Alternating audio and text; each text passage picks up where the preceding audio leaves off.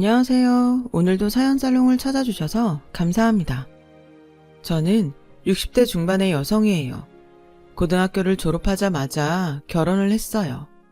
저희 집 사정이 좋지 않았고 상황이 그렇다 보니 결혼을 일찍 하게 되었어요. 선보고 딱 2번 만에 결혼했지만 남편은 저한테 잘했어요. 정말 착해서 법 없이도 살 사람이라는 말이 딱 맞았죠. 하지만 그런 남편이 갑작스럽게 세상을 떠나고 말았어요. 회사에서 돌아오는 길에 쓰러졌는데 병원에서 심장마비라고 하더군요. 결혼하고 6개월도 안 돼서 너무 허망하게 남편을 보낸 저는 한동안 울기만 했었네요. 산 사람은 살게 된다고 저는 친정으로 돌아와서 시내에 있는 작은 서점에서 일하게 됐어요. 학교를 졸업하고 바로 결혼을 해서 사회생활 경험이 없었기 때문에 거기서 일하게 된 게 정말 행운이라고 생각했어요. 그렇게 한 3년을 일하다가 한 남자를 만났어요. 그 사람은 저보다 8살이 위였는데 점잖고 다정했어요. 2주에 한 번 정도는 꼭 들러서 동화책이며 소설 같은 걸 사길래 애들하고 부인한테 주나보다 했죠. 저는 그 사람과 자꾸 보다 보니 조금씩 말을 하게 됐고 간단한 안부 정도는 나누는 사이가 됐어요. 부인께서 소설책을 참 좋아하시나 봐요. 그래서 애들도 책을 많이 읽나 보죠? 책 제가 읽는 거예요. 집사람하고는 4년 전 사별했어요. 애들이 책 읽는 건 맞고요. 죄송해요. 그런 줄도 모르고 제가 쓸데없는 말을 했네요. 괜찮습니다. 모르고 하신 건데요. 라며 웃는데 정말 미안하더라고요. 저는 어쩐지 그 사람이 자꾸 마음 쓰였고 올 때마다 뭐 한 가지라도 더 챙겨주게 됐어요. 그러다 보니 밑반찬을 만들어서 줄 정도로 사이가 가까워지게 됐죠. 저도 그 사람도 서로 마음이 있었지만 쉽게 더 다가가지 못하고 있었어요. 그러던 어느 날 그 사람이 와서 머뭇거리더니 이사를 간다고 하더군요. 제가 본사로 발령이 나서요. 그래서 말인데 제가 이사 가도 저하고 따로 만나주시면 좋겠어요. 저는 좋다고 했고 그렇게 그 사람과 만나게 됐어요. 하지만 그 사람이 이사 간 곳과 저희 동네 거리가 꽤 됐고 생각보다 자주 만나지는 못했죠. 계속 약속을 했다가 취소했다가를 반복하는 일도 많이 생겼어요. 한 번은 2달 만에 만나게 됐는데 그 자리에서 남자가 말하더군요. 이런 말 염치 없는 거 알지만 저랑 결혼해주세요. 오래 생각했던 거예요. 주저하면서 조심스럽게 꺼내는 청혼회. 저는 좋다고 대답했어요. 저희는 곧 결혼 날짜를 잡게 되었고요. 저희 2사람은 가족들만 모인 자리에서 조촐하게 식사를 하는 걸로 식을 대신했어요. 저는 남편이 있는 곳으로 이사를 했고 아이들을 만나게 되었는데요. 남자아이 2이었는데 9살, 7살이었어요.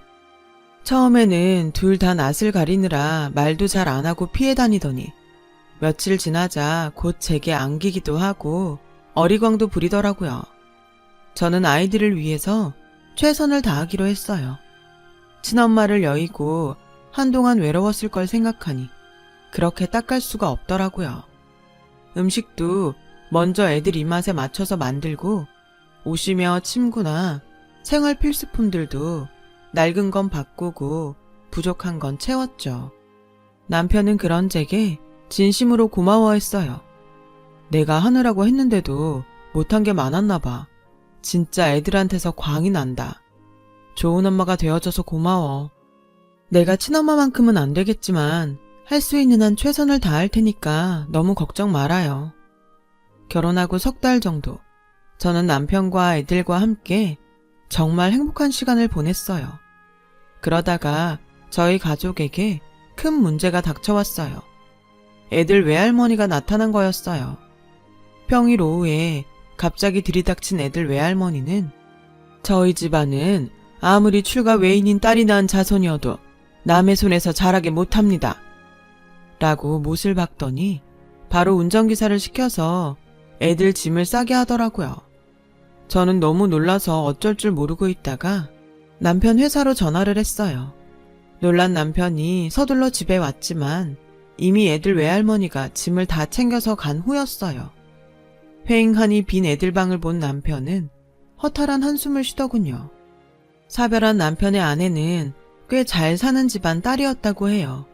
그래서 남편과의 결혼도 결사적으로 반대했고요.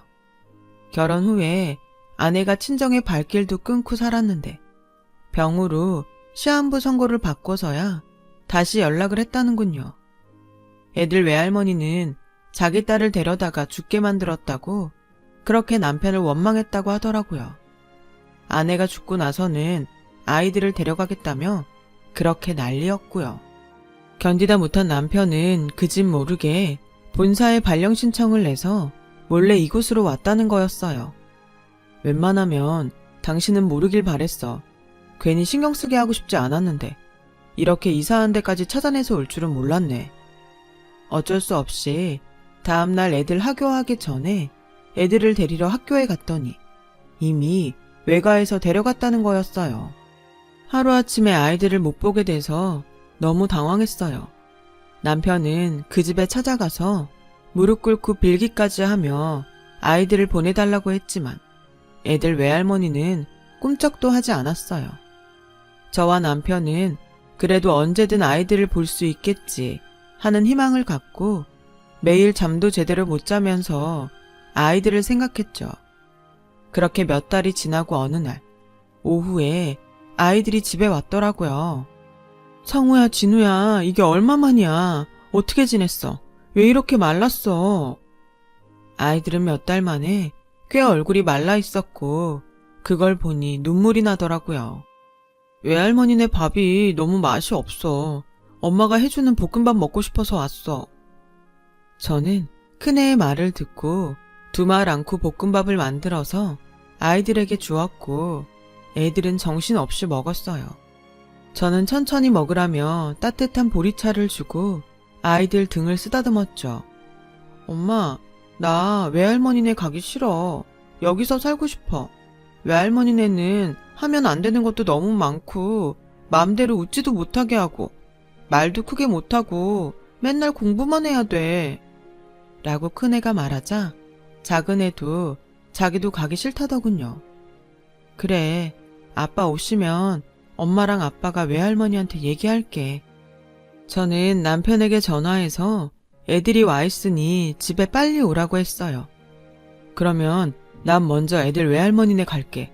애들 안 오는 거 알면 또 집으로 찾아갈 거 아니야. 내가 가서 확실하게 얘기하고 올게. 라며 걱정 말고 집에서 기다리라고 했어요. 하지만 남편이 애들 외가에 간 사이에 외할머니는 자기 집에서 일하는 사람들을 데리고 집으로 찾아왔어요. 애들이 여기 있고 싶다고 해요. 저도 아이들과 같이 있고 싶고요. 저희랑 같이 지낼 수 있게 해주세요. 이보세요. 제가 당신을 어떻게 믿어요? 피 한 방울 안 섞인 온전히 남인데. 그리고 이런 집에서 애들 뒷바라지 하나 제대로 할 수 있겠어요? 유학은 보낼 수 있어요? 정말 애들을 생각하면 저보고 얼른 데리고 가라고 해야 맞죠? 라는 애들 외할머니 말에 뭐라고 대답을 할 수가 없었어요. 다 너무 맞는 말이었으니까요. 그래도 어떻게든 잘 키워보겠다고 사정을 하고 있는데 남편이 돌아왔어요. 아이들 저도 잘 키울 수 있습니다. 제 핏줄이기도 해요. 무조건 데려가려고만 하지 마시고 저희를 좀 믿어주세요. 남편은 사정을 얘기했지만 아이들은 결국 외할머니에게 가게 됐어요. 애들도 안 가겠다고 울며 불며 난리였지만 운전기사와 다른 남자분이 한 명씩 끼고 안고 나가는데 어쩔 도리가 없었죠. 저희는 너무 속상해서 그날 아무것도 못하고 주저앉아 있기만 했어요. 남편과 저는 이사를 가지 않고 언제든 아이들이 돌아오기를 기다리기로 했어요. 그렇게 시간이 지나갔고 1년이 지나 저희 사이에도 딸이 생겼어요. 아기를 키우고 정신이 없는 중에도 외할머니네 간 아이들 생각이 나더군요. 내 아이를 키우게 되면 마음이 좀 덜해질까 했는데 오히려 이럴 때 애들은 어떻게 지낼까? 누가 애들이 울 때 달래줄까? 이런 생각이 나서 더 힘들기만 하더라고요. 딸아이가 2살이 되던 해의 어느 날 정말 갑자기 큰아이가 찾아왔어요. 안 본 새에 훌쩍 키가 컸지만 여전히 어리기만 했죠. 엄마, 밥 좀 주세요. 라는데 그저 눈물만 흘렸어요. 저는 아이가 좋아하는 볶음밥을 부랴부랴 만들었죠. 큰애는 볶음밥도 잔뜩 먹더니 아기를 보고는 자기 여동생이라며 좋아했어요. 주미야 안녕? 큰오빠야. 작은오빠도 있는데 오늘은 못 왔어. 다음에 꼭 같이 올게. 그때까지 잘 있어. 그 다음부터 2 아이는 1달이나 2달에 한 번 와서 밥도 먹고 얘기도 하고 딸아이와 놀다가 가기도 했어요. 둘이 같이 올 때도 있었고 1명씩 올 때도 있었죠. 저희 부부는 그렇게라도 아이들을 볼 수 있는 게 다행이라고 생각했어요. 남편은 얼른 승진해서 아이들을 데려올 거라며 일도 더 열심히 했죠. 하지만 2 아이가 중학생이 되고부터는 더 이상 볼 수가 없었어요. 큰아이부터 중학교를 서울로 보내더니 둘째도 중학교를 서울로 갔거든요. 더 좋은 환경에서 공부를 하게 된 건 잘된 일이었지만 아이들을 볼 수가 없어서 너무 마음이 아팠어요. 아이들은 서울에서 가끔씩 전화를 하며 저희가 보고 싶다고 했죠. 한 번은 딸애를 업고서 애들이 좋아하는 반찬을 싸서 서울에 가본 적이 있었어요. 집으로 찾아가면 외갓집 식구들이 못 만나게 할 것 같아서 학교 앞에서 잠깐 만나서 음식을 전해줬습니다. 아이들은 몰라보게 키가 훌쩍 커버렸지만 눈빛만은 어릴 때와 똑같았어요. 우리는 엄마하고 지냈던 시간들 못 잊어. 그때만큼 따뜻했던 시간이 없었거든요. 지금은 여기서 있지만 나중에 꼭 엄마 아빠 찾아갈 거야. 그래, 아빠도 너희 엄청 많이 보고 싶어 하셔. 다음에는 아빠랑 같이 올게. 저는 근처 식당에 가서 아이들에게 밥을 사주고 간식도 먹인 다음에 다시 학교로 들여보냈어요. 애들이 막 돌아서서 들어가는데 가만 보니 큰애 셔츠 소매에 단추가 떨어진 게 보이더라고요. 그게 자꾸 눈에 밟혔어요. 저는 잠깐만 기다리라고 하고 반지꼬리를 사다가 단추를 달아주었죠. 옷에 단추가 떨어지면 달아달라고 해. 단추 떨어져서 실밥 풀려서 다니면 보기도 안 좋고 잘못하면 옷도 다 상해. 엄마, 그럴게. 신경 써줘서 정말 고마워. 저는 아이들과 울면서 작별을 하고 집으로 내려왔어요. 남편한테 그 이야기를 하니 저한테 무척 고마워했죠. 아이들이 보고 싶다고 잠을 못 이루더군요. 저는 남편 손을 잡고 다음에 꼭 한번 같이 가자고 했어요. 하지만 그 다음은 영영 오지 않게 됐죠. 그동안 마음고생을 심하게 했던 남편은 무리해서 일을 하는 바람에 몸이 많이 상했어요. 제가 그렇게 신경 쓴다고 했는데도 병이 찾아오니 몸이 이기질 못하더군요. 어느 날 갑자기 쓰러진 남편은 간암 진단을 받고 다시 일어나지 못했어요. 저는 남편의 죽음에도 아이들을 부르지 못했어요. 외가에서 저와 만났다는 걸 알고 나서 이사를 가고 전화번호도 다 바꿨더라고요. 학교도 전학을 갔고요. 정말 왜 이렇게까지 해야 되나 이해가 되지 않았어요. 애들 외갓집이 원래 교수 집안에 대대로 물려받은 재산도 많다던데 그런 집이면 이런 식으로 자식과 아버지 사이를 끊어놔도 되는 건지요.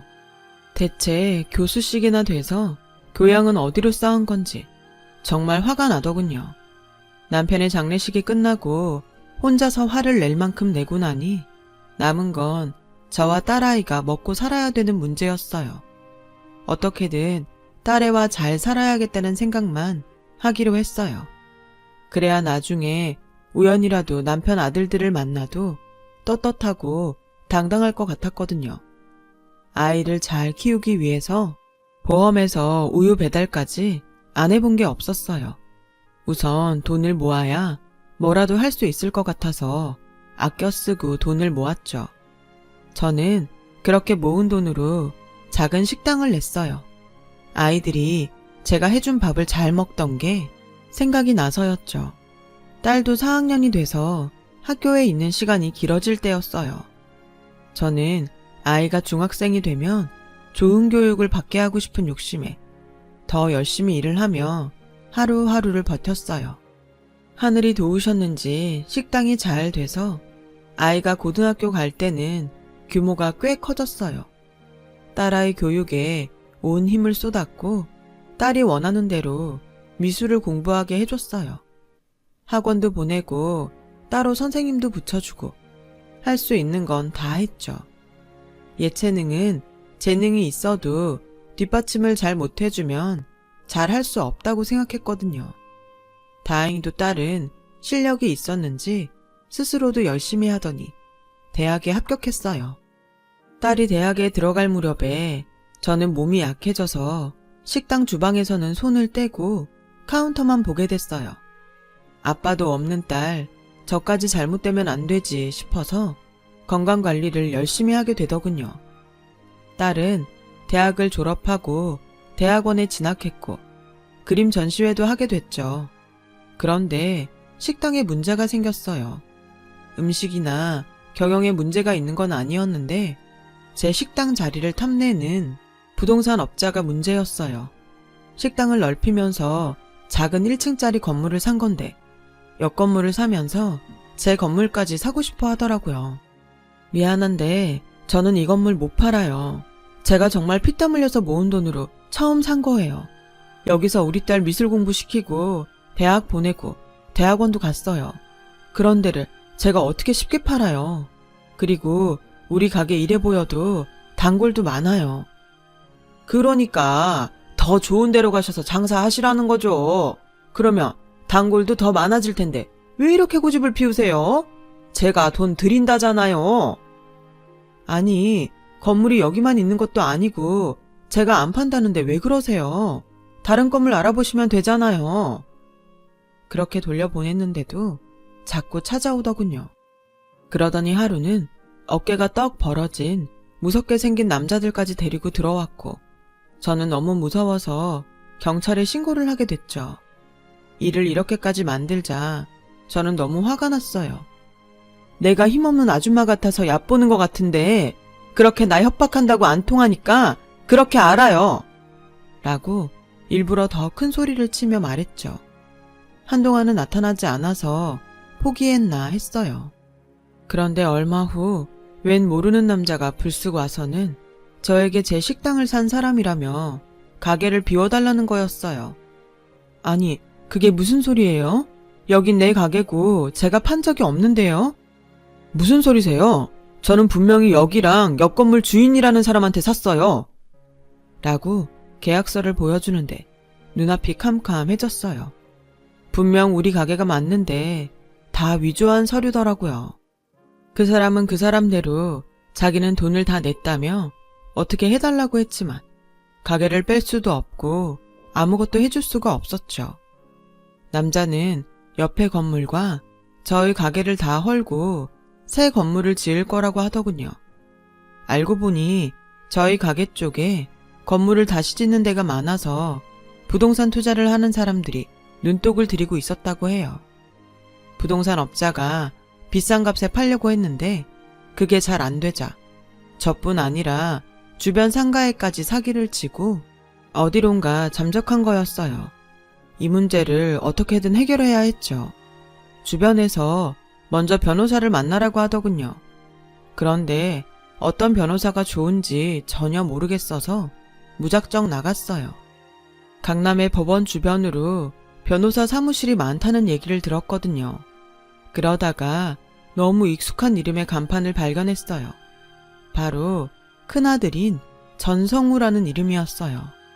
전성우 변호사 사무실이라는 간판을 보니 가슴이 막 뛰더라고요. 느낌에 큰아들이 꼭 거기 있을 것만 같더라고요. 저는 겨우 진정을 하고 혹시나 하는 마음에 사무실에 들어가서 직원에게 사정을 얘기하고 변호사를 만나고 싶다고 했죠. 작은 회의실에 들어가서 기다렸고 곧 변호사라는 분이 들어왔어요. 양복을 잘 차려입은 훤칠한 남자였는데 큰애가 맞았어요. 성우야, 너 성우 맞지? 그렇지? 엄마? 정말 엄마 맞아요? 라며 놀라서 제대로 말을 못하더니 기쁜 얼굴로 아니, 어떻게 절 찾으셨어요? 죄송해요. 제가 바쁘다는 핑계로 마음으로만 찾아야지 하고 있었는데 엄마가 절 먼저 찾아오셨네요. 나도 긴가민가 했는데 너 들어오는데 어릴 때 얼굴이 남아있어서 금세 알아봤어. 정말 대견하다. 이렇게 잘 커져서. 제가 정말 죄송해요. 엄마 찾지도 못하고 있었잖아요. 너희도 이사 가고 우리도 이사를 갔는데 찾는 게 그렇게 쉽겠니? 정말 꿈만 같아. 라며 한참이나 서로의 손을 붙잡고 얘기를 나눴죠. 그리고 나서 제가 변호사 사무실까지 오게 된 자초지종을 얘기했어요. 큰아들은 그 얘기를 듣자 바로 자기가 해결해 줄 테니 걱정 말라고 하더군요. 그러면서 둘째가 은행에 다닌다는 소식도 전해줬어요. 니들이 진짜 자랑스럽다. 어쩌면 그렇게 잘 컸니? 외할머니가 그렇게 공부를 시켰다더니 그 덕을 봤나 보다. 그쵸. 그 덕이 없다고는 할 수 없어요. 그렇지만 그 정도 공부는 엄마랑 아빠랑 있었어도 다 했을 거예요. 진우도 그러더라고요. 너무 숨이 막히니까 공부가 더 안 된다고요. 그래서 저희가 외할머니 떠날 수 있을 때 얼른 떠난 거고요. 아무리 좋은 교육을 시켜줘도 저희 마음이 불편하니까 크게 효과가 없는 것 같아요. 저는 집에 와서 딸한테 큰아들 만난 얘기를 했죠. 딸도 어릴 적에 자기와 놀아줬던 오빠들을 기억하고 있었어요. 정말 어떻게 이런 일이 다 있지? 너무 신기하다. 엄마 가게에 안 좋은 일 생긴 게 다 오빠들 만나려고 그런 건가 봐. 라며 좋아했어요. 며칠 후 저와 딸은 아들들을 만났습니다. 서로 붙잡고서 반갑다며 눈물을 흘렸어요. 둘은 그새 다 결혼을 해서 아내와 함께 나왔더라고요. 제가 어떻게 대해야 될지 몰라서 머뭇거렸더니 큰며느리가 제 손을 꼭 잡아주더군요. 어머니, 말씀 많이 들었어요. 저한테 편하게 하세요, 어머니. 라는데 목이 다 메워왔죠. 둘째 며느리도 착하고 저한테 잘하려고 하는 게 보였어요. 큰애 말이 둘 다 대학을 가면서 외가에서 나와 자립을 했다고 했어요. 너희가 고생이 많았겠다. 그 집에 계속 있었으면 불편 없이 잘 지낼 수 있었을 텐데. 저나 형이나 외할머니 외삼촌들한테 감사한 것도 많지만 그래도 저희 인생은 저희가 개척해야죠. 거기서 평생 하라는 대로 하고 살 수는 없잖아요. 저희도 각자 꿈이 있는데요. 라며 둘째가 어른스럽게 말하는데 정말 세월이 실감났어요.